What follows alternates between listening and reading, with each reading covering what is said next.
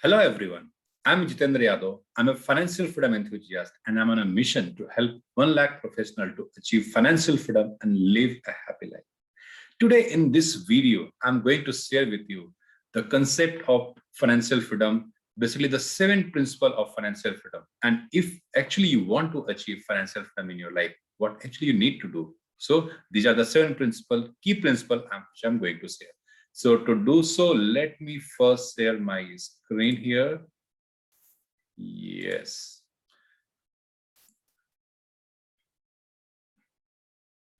Seven principle of financial freedom. If you also want to achieve financial freedom, so these are the things what actually you need to follow, you need to do in your life. So what are those? So the first thing is, if you actually want to achieve financial freedom, is set your goal. Why so? Because anything you want to do in life, the first and foremost thing is you should know what actually you want and what is your actual requirement. So the same thing reciprocate to the financial freedom. So if you have to be financially free, how much amount you need, how much should be your corpus amount, so that by achieving so, you can say or you will be financially free. It's a very, very important aspect of being a financially free is to understand your current situation and how much is the delta. Delta means how much you want to achieve to accumulate money, corpus amount, so that you will be financially free. The first thing is to work on yourself and set your goal. The second aspect of this one is protect yourself. What actually it means that when you are planning to be financially free, the most important aspect is you have to protect yourself with the proper insurance coverage. So, either it's a term insurance, the most important thing. Apart from that, the health insurance, the accidental insurance, all those insurance coverage you should have. So, according to your income, according to your expenses, and according to your liability, you should have the proper bucket of insurance sealed with you, so that in emergency or anything that happens, your financial planning is not getting disturbed and your insurance will pay for those aspects. Normally, what happens is people neglect this insurance part. They will start investing, but they will neglect the insurance. And what happens? See, thing is, let's say in now 3 to 4 years, you have built some corpus, but all of a sudden something happened. Maybe it's some health issue or any other unforeseen scenario. So in that, what will happen?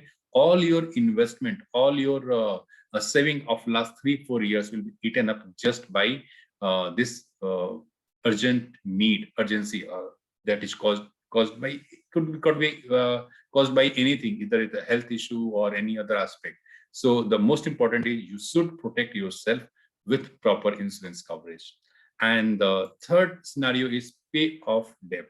Whatever loans you have, first you should plan the loan or the debt you have. It's a good debt, bad debt. What I mean by good debt means if the rate of interest is very low, or is it any personal loan you have taken, which is causing, which has basically that highest rate of interest.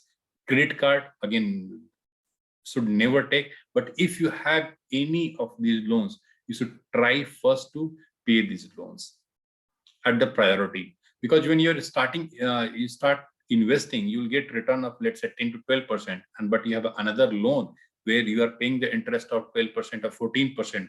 There's no point of investing if you have to pay the EMIs or basically the debt, which is causing you much more interest on that. So you should plan accordingly and pay off your debt first. Then the fourth point in the fourth principle in this, have an emergency fund. So at least 3 to 6 months of your expenses, whatever you are doing or having fixed expenses, you should have your emergency fund with that. Why it is important? Because no one knows that what's going to be in the next month. In fact, when we are sleeping at night, we never know that till morning everything will be the same, or there can be anything, right? So it's better to plan for your emergency fund. So let's say your monthly expenses is around 50,000 rupees. So at least 3 lakh rupees you should have in your emergency fund bucket. Now this emergency fund bucket, you can plan in your FD, you can plan for some RD, some cash in bank account.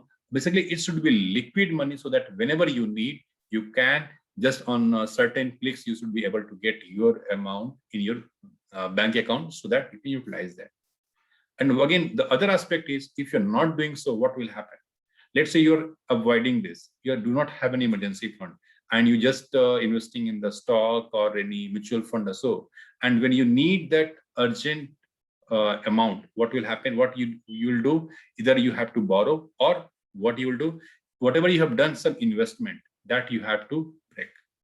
And maybe that is the not right time frame, because when we are investing for the long term, let's say you have investment, you're doing investment in the share market, and the time when you need that fund, the market is low. So if you have to sell your shares on that time, definitely it's not advisable thing, and it will give you a big dent. It will put a good big dent in your investment journey. So always have an emergency fund for at least 3 to 6 months of your expenses. And the fifth principle of financial freedom is welcome minimalism and goodbye consumerism. So there is a famous quote by Warren Buffett. What it says, if you keep buying things you don't need, someday you have to sell things you actually need. But again, it means that first you should, if you keep buying things maybe you do not need just for the sake of buying, or maybe your friend has bought something, then only you are buying. You already bought a mobile phone, and then after 6 months there is another new version of that, or new handset come in the market, again you're going to buy that one. So is it adding a value to your life, that new phone?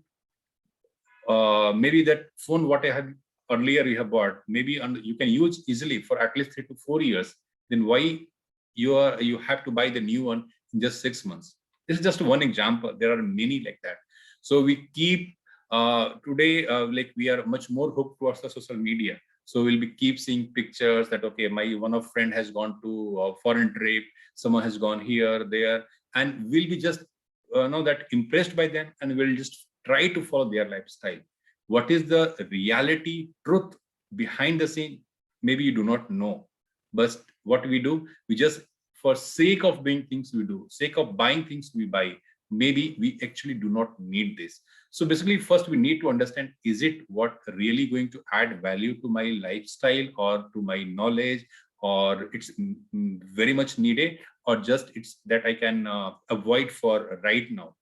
So if just try to understand in this aspect, and then try to avoid those things. If it's really needed, then only you buy. Because thing is, there are a lot of things in the universe. You cannot accomplish everything at all. But what we have to do, the most important thing is the journey of financial freedom. And for that, we need to have some discipline. And this will help you to achieve the financial freedom much faster. And the next principle is buy asset, earn from asset, and then repeat the cycle again, and again. Means, let's say you are planning to go for a vacation, and that requires maybe around 1 lakh rupees, right? So one aspect is whatever amount you have, just go for spend it, and then go for a vacation. Other aspect could be 1 lakh rupees I have, let me invest it, okay? And I have to get 1 lakh rupees profit on that. And with that profit, I can plan for my vacation. So in this way, whatever you are going to plan for expenditure or maybe for luxury, definitely you should plan the reciprocated amount as your investment also. And the best way is your money should work for you. It's not like every time or lifetime you have to work for money. And how it's possible when you buy asset, not the liabilities. So buy the assets, get return on the asset, and that return maybe you can use for your other expenses, or again I would say it's better to again reinvest that profit also, so that again that will start working for you and generate a huge profit, huge corpus amount for you, that will help you to achieve financial freedom fastly. And the next aspect, next principle for this one is pay yourself first and do it automatically. This is the most important thing. Normally, what we do, so we get our salary, then pay to the EMIs, whatever the bills we have, and then whatever leftover is, with that we try to do investment. But actually, what you need to do is the reverse way. Let's say you're getting a salary of 50,000 rupees. So first you should plan that, okay, this much amount I have to invest, whatever it happens. Start at least with 10%, and you can go for 20-30%, whatever till allows. But if you have to invest, let's say 20%, 50,000 rupees salary, the first cut, okay, 20% of that, how much? 10,000 rupees I have to invest, either it's in the SIP or in the share market. And then whatever the remaining is, like 40,000 rupees, now you can plan your expenses. So the very, very important aspect is paying yourself first. And how to do so? The best way is to do it automatically, because every month, if you have to think for, okay, I have now this 10,000 rupees, where should I invest? What will happen?